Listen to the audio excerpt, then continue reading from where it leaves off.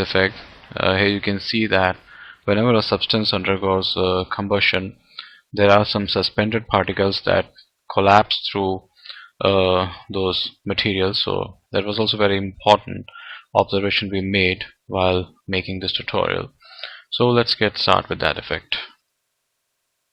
Alright, so here you can see that to uh, to produce that effect, I have to take the help of the particle systems and allow them to undergo the free fall, which will be finally the source of the fluid. So here we're going to create the particles. Go to the particles create emitter, and we can carefully position along the wooden base element under the posh. You just have to adjust the size and the volume of the emitter. Just rotate that a little bit more. Yes, that would be fine. And I can tweak some parameters of the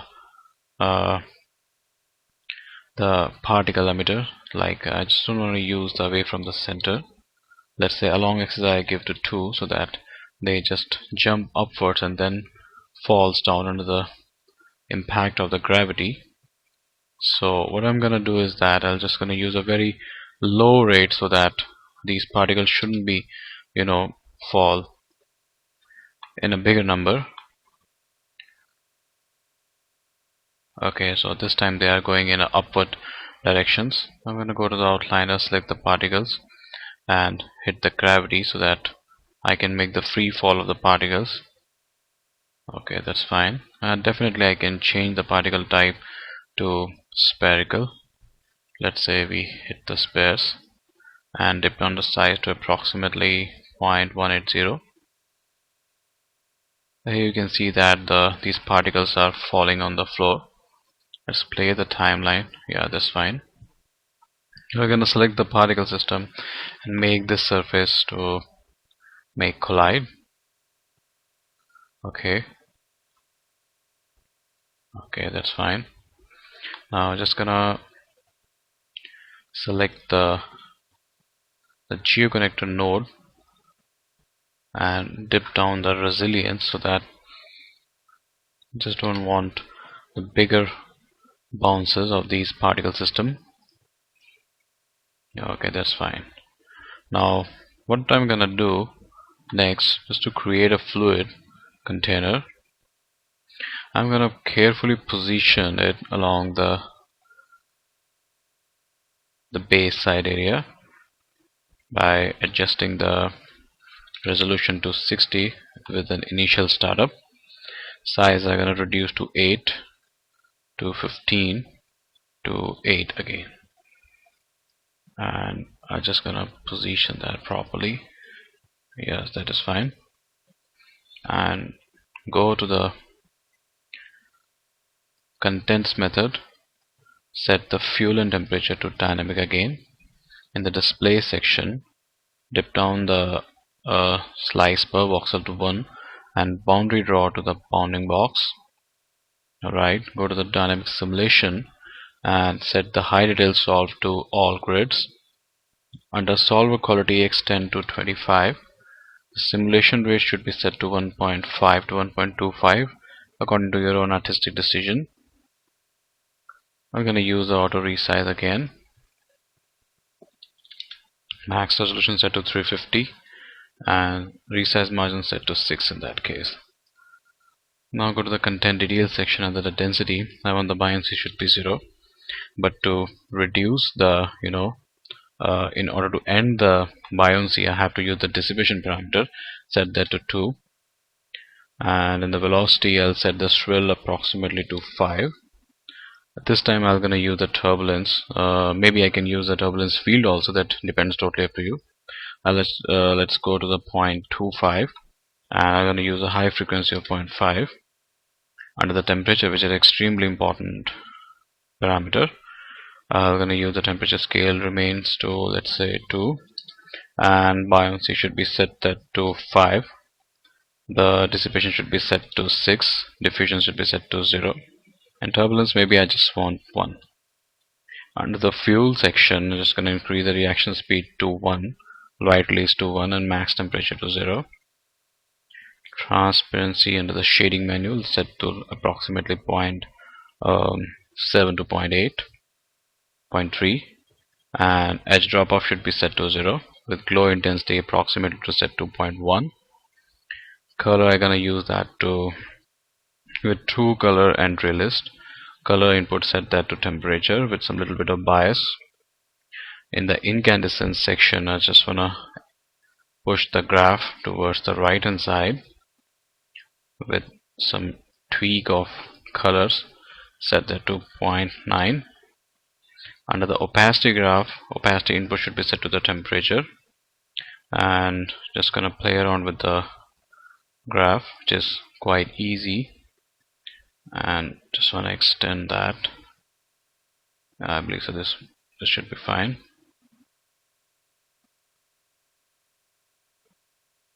Alright, just extend it to approximately 0.5. Now let's come on to the shading. Obviously I'm going to use a render interpolator set to the smooth. Under the lighting section, I want to use the self shadow and ambient brightness set to 0.35 with real light set to off. That was the desired settings I was looking forward for the falling flames. Now I'm just going to go to the outliner, select the fluid, select the particles, go to the fluid effects and click the option add edit contents to emit from object. But when you play that, you won't be seeing anything. Why? Because we need to enable the use distance in the attribute section of the fluid emitter, and obviously I'm gonna have to use a fairly high amount of the rate percent. So what I'm gonna do is that use the use distance, and I'm gonna use a fairly low amount of distance, approximately 0.15, and with a very high rate of the particles, let's say approximately to 8,000 in the start. And I'm gonna come down to the emission speed attributes. We're gonna set the speed method to the maybe to the add. Of course I have to use the inherent velocity because the fluid has to adhere the motion of the particles as they are dipping down. And whenever you have to use the inherent velocity, please don't forget to switch on this important attribute, motion streaks. That would otherwise helps in reducing the stamp spacing effect in the fluid that makes otherwise fluid very bad. I'm just gonna play that thing.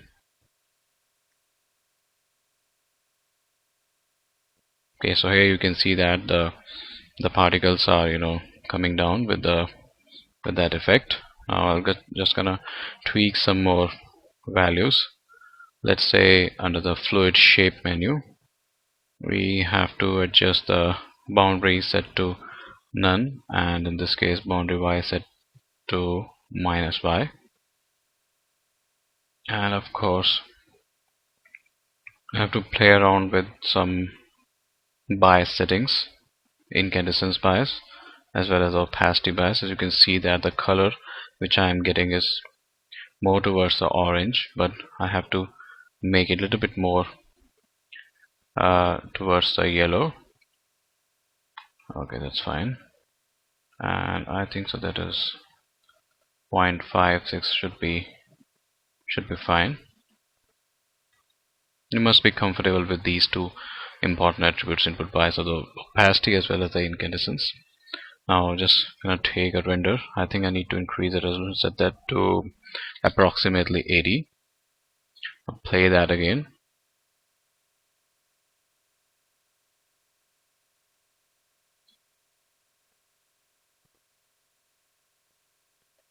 So I'll just take a stop and just take the render of that.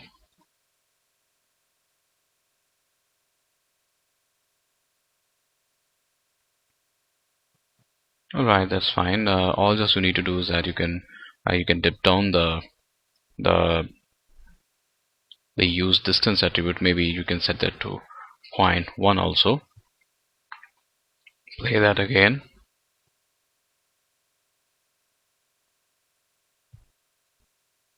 In this case, make sure that you have to use a fairly high amount of the rate of the particles from fluid emitter.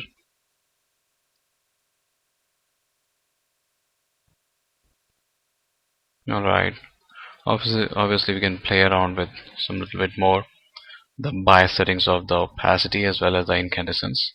Let me push that to approximately, let's say 0.55, and let's say 0.95. Play that again. Okay, let them allow to fall.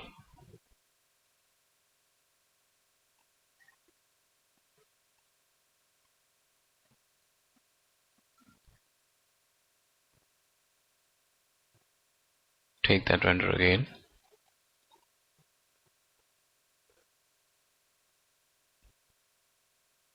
Alright, I just need to improve the quality of my dynamics. So what I can do, that I can just uh, go to the outliner, select the fluid, and I can make it collide. And of course I can select my object, select the fluid, and make that thing collide. And in case my particle falls on the floor or the stairs, I can also make that collide. So make the fluid collide with that.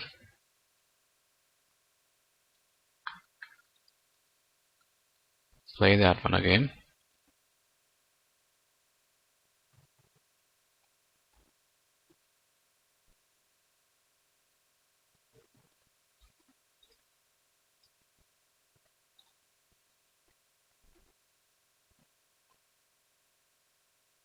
Alright, that's fine. We'll just take a look at the video again, where we got the render. So here you can see that by using the particles as a source of the fluid, as a source of an emitter for fluid, we can obviously create the believable effects of falling flames. So now let's move to the next part.